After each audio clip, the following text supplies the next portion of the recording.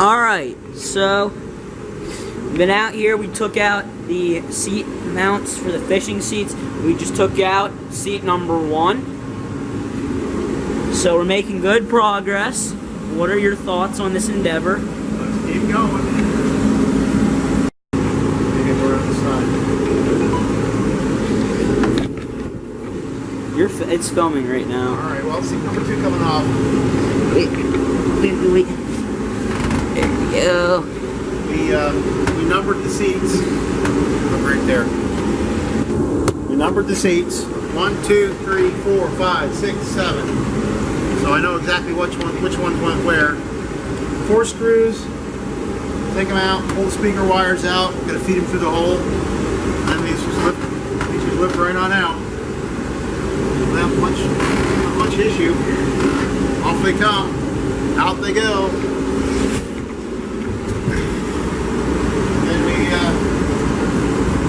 Go ahead. What's down there? Speaker wires going through. Push them through. We gotta take them out anyway. Now, what are your thoughts on this boat that you bought? Great boat, great deal. Get this garbage carpet off in here and do the things we're talking about. Get the bottom floor on this thing. It's going to be like a brand new boat all over. Looking forward to that. Speaker wire out of here. Put new ends on that. They got to come out anyway. We'll have fun drilling these holes and figuring out where everything was. I guess I'll have to go back to where they were. These seats actually, show you something. Way to hit your head on the light. Yeah, these seats were designed, I found when we got the boat, these are just full of water like they were just holding water, which is amazing. When you look at the bottom of these, every one of these has corner holes in them to let all the water out. And my guess is originally this boat, I'll bet you when we pull this carpet off, we're going to find holes where this stuff went through. And this carpet, I don't even know if this is really marine carpet or not that somebody put in here. It kind of looks like it is, but this might just be indoor-outdoor carpet. And every one of these holes was so plugged up, especially in the front, that the water wouldn't even drain out of these things, and they were designed to let the water out of them. So when we put this back in, we're gonna actually take each one of these holes. We're gonna drill right through, and we're gonna make sure the water can come out. One or two things. We may actually put spacers. We might just lift these seats off the vinyl so they're sitting up a little bit, and that way maybe I won't drill that hole. That way any water that comes here will just drain out. We won't have to worry about these getting full of water anymore. That's it. All right. Alright, so Wookie Works Jr. here, and as you can see, we have all the seats from the back half of the pontoon boat off, all the mounts back there. So now we just have this seat, the console, and all these mounts, and then we got everything off, and we can rip up the carpet. Side rails are all coming off, yeah. all the aluminum's coming off, all the fittings are coming off. Here, what remarks do you have? So far, so good. Let's keep going. That was such a bad take. Alright, taking some video inside the console here. I'm trying to remember where everything went. There's a very obvious pigtail there. Got my various wiring to some controls. I know I have stereo wiring in here. That's probably all direct wire. I'm trying to get a little video here to try and remember where things went, because I'm sure I'll have issues with that later. There actually looks like there's several things here that are hanging and not even connected to anything anyway. But we're gonna start removing everything here so we can get this console off, which means I got to take the steering gear off and the shift gear off and everything else. So I think that's where I'll start.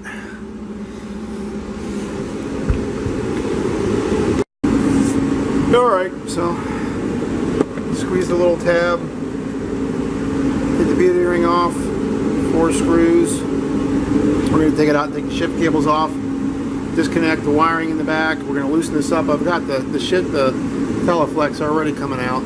and then I gotta take it off. Alright, taking the Mercury shift control off. So I pulled the 4 screws, pulled this out. Took the 2 screws off the backing plate, and boy were they hard to get out, but I got them. So I should be able to take this backing plate off. I don't think there's anything else holding it in there.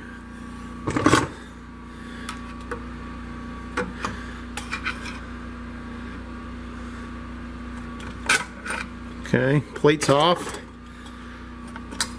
Take off the plate. Put all our other stuff. Take off our plastic cover. And here are our shift cables that we're going to remove. I'll take those off. Those shift cables unfortunately are not going to be any good. They're completely fried at the other end from the battery that had burned. So they are going to come off, get replaced anyway. I want to get everything off so that I can get this console off. I've already got the Teleflex steering coming out. Just got to loosen this console up, pull it over, disconnect some wiring, and I will be able to remove the console. Alright, hopefully I can see in here. Alright, so I've got a custom pigtail here. It's got the blue wire, the red wire, the brown wire, and this black wire. And the blue wire is going up to what? Blue, actually it's blue yellow. I take it back, it's blue yellow going into this harness that eventually goes up to the panel there. So there's a join here. I'm not quite sure what I'm looking at here. It looks like it's probably a power cable of some sort coming all the way down, but that's, since there's a pigtail there that they put together 3 wires, kind of weird. I think I'm going to put in a fuse panel in here when I'm done to make some sense out of this stuff. But most of this stuff is plugged together. I just pulled my first Molex apart, but I'm going to try and figure out what's going on. There's the radio. They did mark some stuff. It's not, I mean, I've seen a lot worse. Oh, there's a fuse panel. I take it back. There's already a fuse panel. I didn't even see it. Glad I found that. Alright, so that's a good start. Alright, so we're going to keep pulling things apart. I just wanted to get my camera on this particular connector because I'll pull that. I think I have to pull this apart to get this stuff out of here. For anything's going through the, going to go back down through the hole here. So I want to remember that.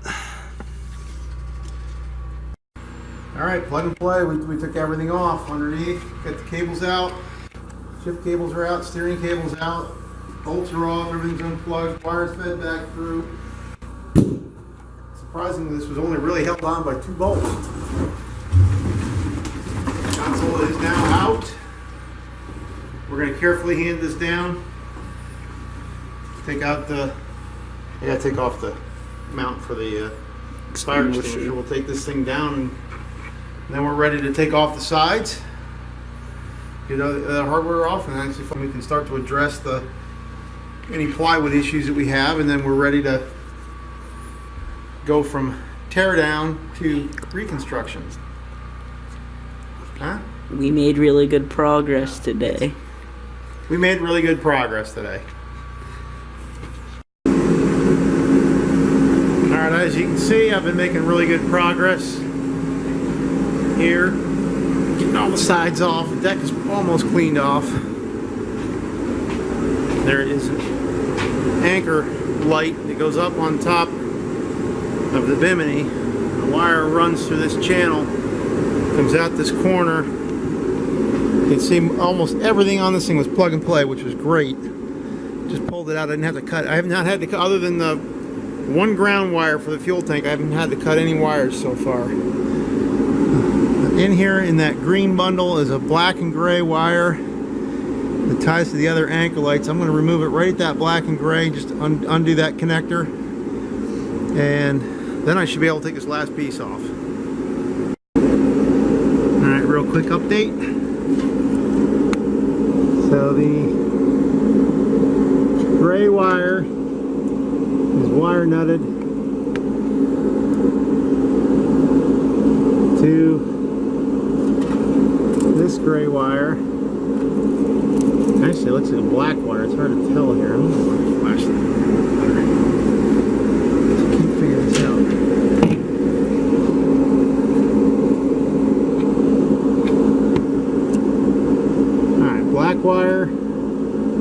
Connected the black wire, gray wire.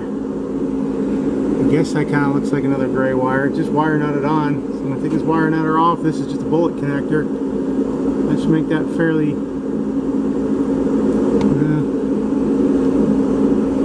guess I am going to cut that one. First wire I've had, well, I don't even have to cut it. It came right off. Ugh, it was a lousy connection anyway. Let's take that off.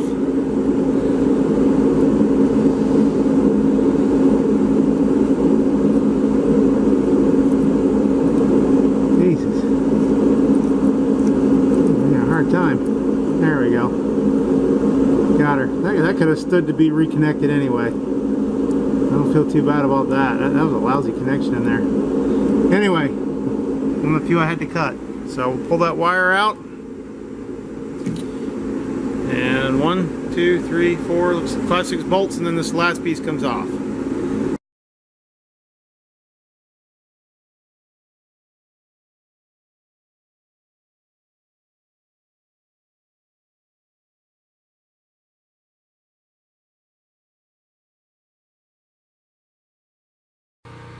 Alright, getting ready to pull off our side pieces, but I still have some lights that come through here, some through-hole fittings, these lights. So I'm starting to see where things are connected, and they were just spliced together here.